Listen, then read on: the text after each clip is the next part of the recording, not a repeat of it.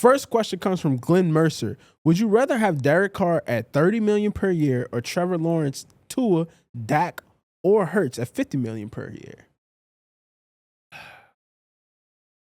There's no bargains to be had at this position anywhere in the NFL. And he said 50. I mean, what was Trevor Lawrence? 55? Dak's going to be 55? Are Hurts and Tua going to flirt with 60? I mean, it's just going up and up and up. Who's cap, though? Who's cap? You know what I mean? Who's cap? No kidding. Are we starting with the clean cap, or are we fitting this player But we into the know Saints how quickly cap? you can get into cap trouble by spending it. I mean, I feel like Dak is my favorite name on the list. Until I see his next contract, then it won't be probably. What if Dak gets 60? And whose team? Yeah, but like, you know what I mean? You know? Like I'd rather deal with originals than I think Derek the Carr's 47th. contract has quickly become almost a bargain. He's making about 33. Now look, they're going to have it goes up if they keep him next year to 40, and if they keep him the year after that to 50, which that would get torn up and ripped apart. But as it currently stands, these first 2 years of his deal, they got him for like 33.3 per year over the first 2 years. I like that better than 55 for Trevor Lawrence. I like having a plan, though. Some of these teams have. They know what they're building around. Like off this list, like clean, just straight up clean cap, not all this stuff. Like I would rather have Hurts for sure. I mean, I will admittedly say I don't watch a ton of Jags games. My impression from the distance feels like Lawerence hasn't quite lived up to the billing that he's supposed to be in at that top tier level pay. But like again, I don't have a deep knowledge of Jacksonville football to where I'm willing to make like a nuanced stance and argue it to death against somebody that might have better insight into that. So I'll admit I don't know what I don't know there.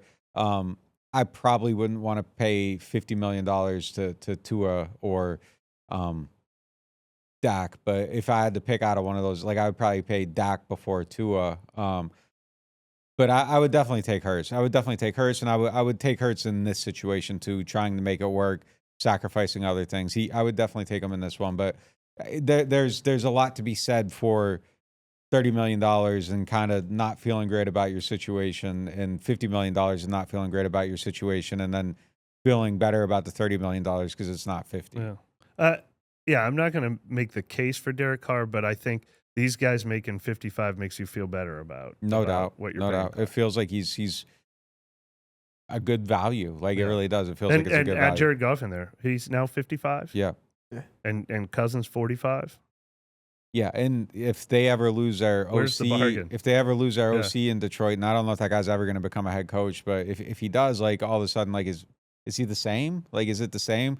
Like maybe there's a disciple that can take over in the building, but oftentimes there's a little bit of a change there. Like the thing that makes a guy special, or the things that make that guy special, and taking that coach out might affect it. So yeah, I mean absolutely.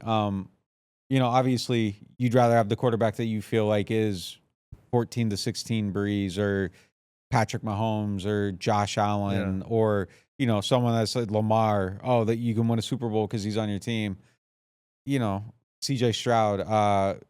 But yeah, I mean, if you got to spend money, I'd rather spend less money on someone that isn't that, well, you can win a Super Bowl because you got him type guy. And I don't know. I don't know what Hurts is. Like there was a moment where Hurts looked like someone that could be that, and there's moments where he hasn't, but I feel like he's closer to that than the rest of the guys on this list. But I would rather pay less than have someone that has me stuck kind of, Yeah, it's a really good question. The group of names in this question made it a really good question. Yeah. Let's stick with QB money. Cam Bowman asks, if the Saints win the division and make the playoffs, do you see a Derek Carr extension? Not yet. Not yet probably, but here's the rub. If Derek Carr plays well, then now there's no, hey, Derek, will you re-up at 30 again? I mean, it's already built into his contract. It's set to go up to 40 next year, and it's set to go up to 50 the year after that. Now, when he first signed it, it kind of felt like, well, they're going to tear that fourth year up and throw it away. But it's also his agent, Tim Younger, doing a good job of seeing the map in the future. Like, I'm not giving you a bargain in the future. If you guys want to keep, if you are going to the playoffs and Derek Carr is working, you're going to have to pay the going rate, which will be 40 next year and 50 the next year. Damn, that's kind of shrewd. Yeah, I mean, like, 50 felt like a fake number when they signed it, and already it doesn't feel like a fake number. That'll be the 10th highest paid quarterback in the league. So I don't know if extension is the right word, but the guaranteed money was mostly in the first 2 years. There's only 10 more million guaranteed in year 3. It's a pay-as-you-go contract, and I think they continue to pay it. I think they pay 40 the next year without question if they make the playoffs this year. And if they make the playoffs 2 years in a row, I think they probably pay the 50 the year after that and extend it to lock him up. So that's what's at stake with him showing success here for sure.